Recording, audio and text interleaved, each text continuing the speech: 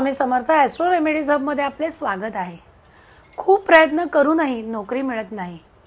बऱ्याच लोकांना प्रयत्न करून आणि योग्यता असूनही चांगली नोकरी मिळत नाही। चांगल्या नोकरीबद्दल काही लोकांचे स्वप्न पूर्ण होताना दिसतात तर काहींचे होत नाहीत। ज्योतिषीनुसार पत्रिकेत जर ग्रहदोष असेल तर चांगली नोकरी सोप्यारित्या मिळत नाही। येथे जाणून घ्या की नोकरीत येणाऱ्या अडचणींना दूर करण्यासाठी कोणकोणते उपाय केले पाहिजे किंवा आपले कोणते ग्रह सुधारले पाहिजेत, कोणाची पॉवर वाढवली पाहिजे जेणेकरून आपल्याला नोकरीत फायदा होईल।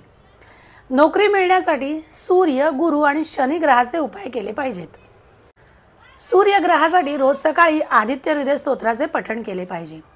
तांब्याच्या लोट्याने सूर्याला जल अर्पित केले पाहिजे आणि जल चढवताना ओम ह्रीम सूर्याय नमः, ओम घृणी सूर्याय नमः किंवा ओम सूर्याय नमः जो तुम्हाला सोपा वाटेल तो किंवा गायत्री मंत्राचा जप केला पाहिजे।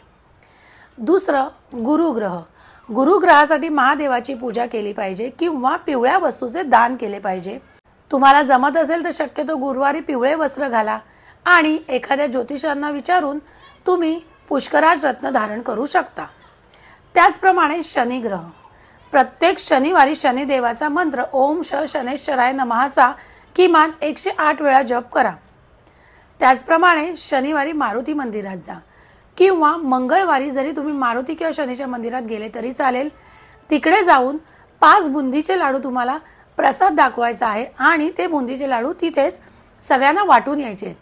ते लाडू तुम्ही खायचे नाहीत, ते तिथे प्रसाद म्हणून वाटायचे आहेत।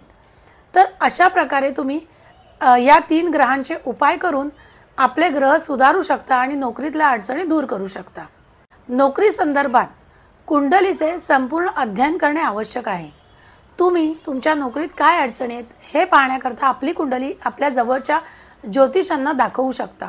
त्यामुळे तुमच्या पत्रिकेत नक्की कुठल्या ग्रहामुळे तुम्हाला अडचणी येतात हे तुम्हाला कळण्यास मदत होईल।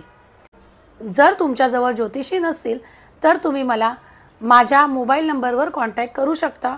मी तुम्हाला योग्य ते मार्गदर्शन करीन। माझा नंबर आहे 7021372371। या नंबरवर तुम्ही मला संपर्क साधू शकता। धन्यवाद। असंच आपलं चॅनल पाहत राहा आणि लाईक, शेअर आणि सबस्क्राईब करत राहा।